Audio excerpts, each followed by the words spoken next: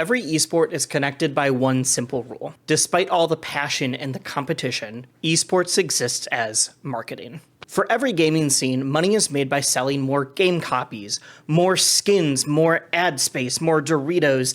This doesn't negate the love of the game, but it's why any company puts money into esports. Except one. Nintendo fucking hates Project M. Bobby takes the tournament!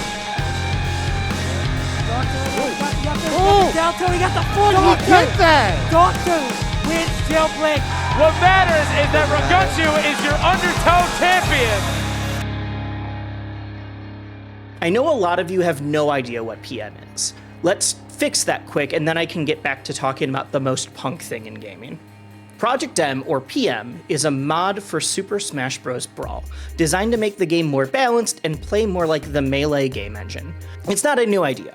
A lot of your favorite esports like League, CSGO, Farming Simulator, they came from mods or were inspired by mods. In fact, a lot of those devs were hired on officially to continue their work. Back in 2014, PM saw massive success. Before Smash 4 came out, PM was rivaling Melee at some national tournaments.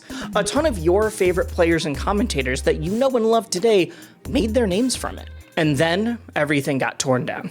In 2015, Nintendo shut down the dev team. They forced major tournaments to take Project M out of their lineups. Some streams wouldn't let you say the name PM out loud on the mic. Some professional Smash players dropped the game and only competed in Melee or Smash 4, out of fear that Nintendo would pressure the esports teams they were on. The PM category was removed from Twitch. Broadcast teams were forced to drop the game. To a casual audience, it wasn't like PM was treated as a side event. Nintendo wanted to make sure it was as though PM never existed. At one point, it just seemed like everybody's eyes were on it in the Smash community. Like, everybody knew about PM. And they weren't afraid to know about PM. The community had to rebuild and reorganize. A lot of names stopped playing, but some stayed around, and new folks joined. Tournaments were hosted in literal backrooms, streamed on other websites, and then eventually decided they just didn't care and went back to Twitch. Instead of partnering with the largest Smash national tournaments, PM hosted its own majors by itself, like Blacklisted or Mile High Club. The two largest tournaments ever were years after the shutdown, and a lot of Smash fans have no idea. They still think of the original tournaments as the big ones, even though PM has had larger events later. Later, some folks from the community started a new mod called Project Plus, or P+, and this became the tournament standard for a lot of regions. If I say PM or P+, just consider them interchangeable at this point. The PM scene had to redefine itself, but in the time since the Project M development team shut down, the game crafted its own place as an underground esport and found stability. And then Nintendo did it again. Right as the community was ready to come back after the pandemic, P+ was slated to be at 3 major tournaments in 2021, with Riptide, Main Stage, and Low Tide City. In the same week, all 3 tournaments dropped the game, with 2 of them confirming that they'd been contacted by Nintendo. It was the first time that Nintendo contacted an event that wasn't partnered with them previously. After that, as far as we knew, nothing was safe. Breaking the narrator vibe here, I personally was supposed to commentate 2 of these events, and it felt like a second lease on life had been ripped away from us. PM is a game that had been beaten down and should not be alive. In the words of one of the biggest FGC community leads, Project M is the unluckiest game in esports history. Project M doesn't care what Nintendo wants, and the scene kept moving on. Events the community started calling Shadow Majors started popping up. These are underground tournaments held in the same city, sometimes the same venue as a Smash National.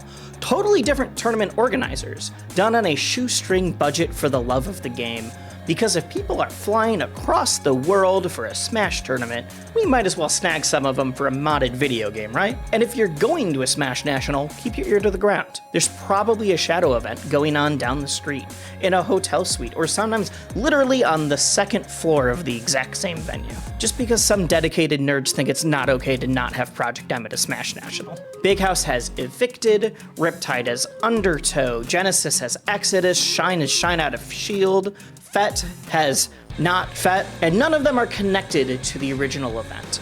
They are separate tournaments that just happen to be in the same area. And if there's a big enough tournament, there's probably a PM tournament with a sarcastic name somewhere nearby. It is absolutely wild that it is an expectation at this point.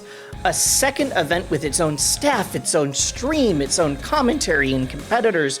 The show got kicked out of the arena, so we're blasting it loud from the garage. If there's Smash, you can't get rid of PM.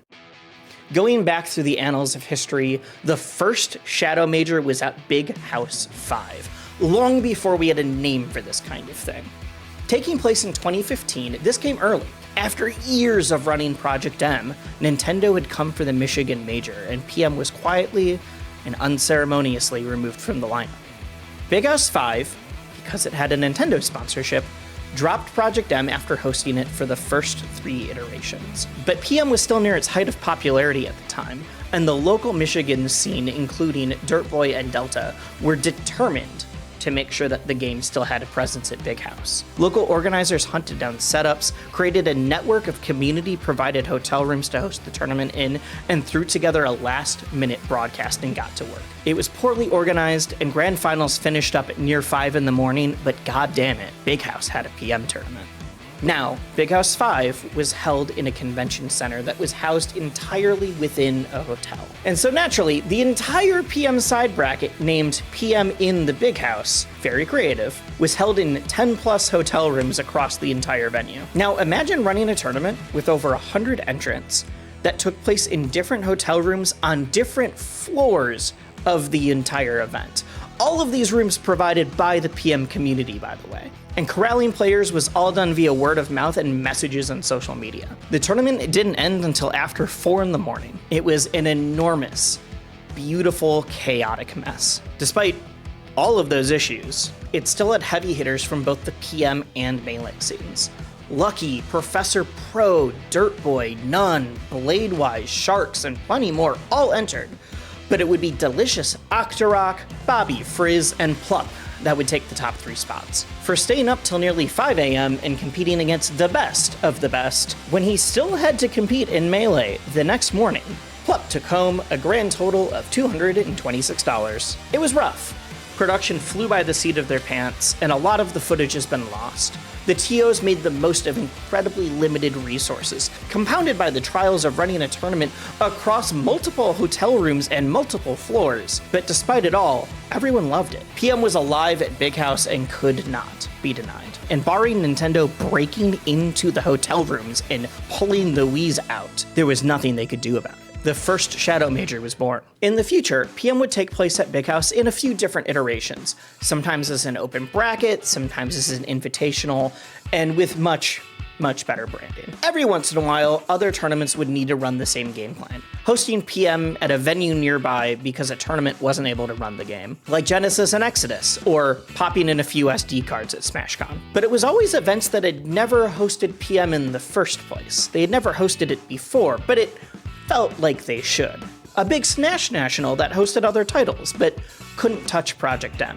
Nintendo had never shut down PM at an event that they weren't partnered with. The next time Nintendo decided to come knocking, they wouldn't give a heads up.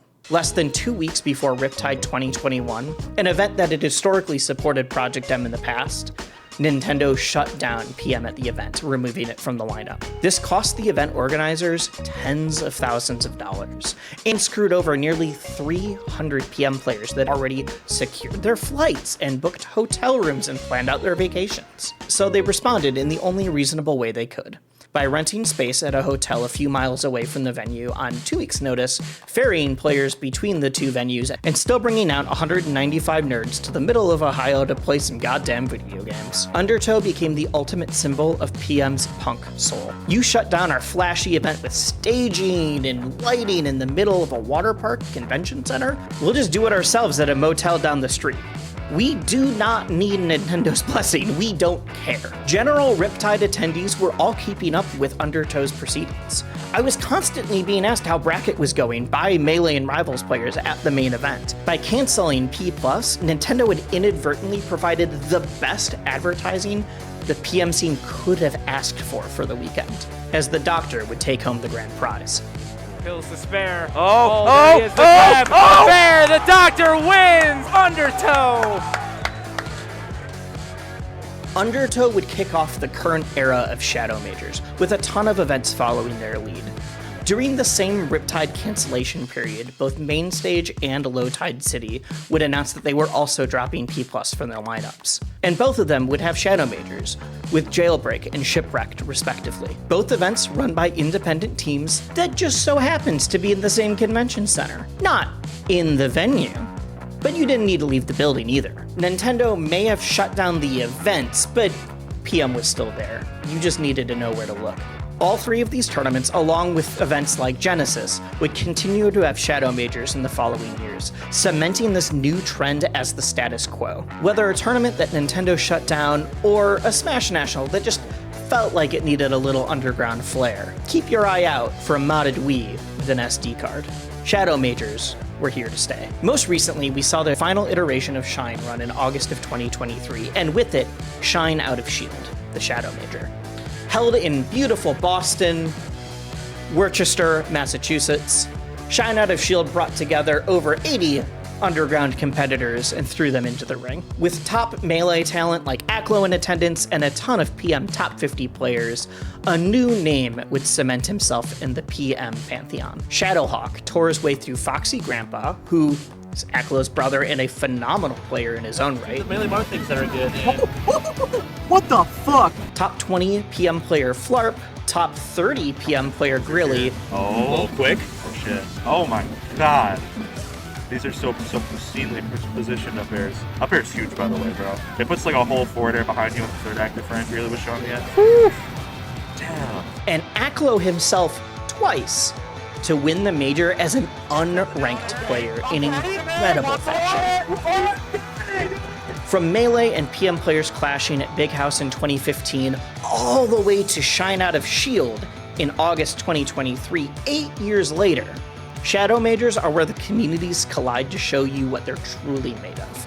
Shadow Majors aren't usually as stacked as a true PM-only major, but it's where you'll find the wildest combinations of PM top talents, huge Melee threats, and regional rivalries all coming to a head. You can't get rid of PM.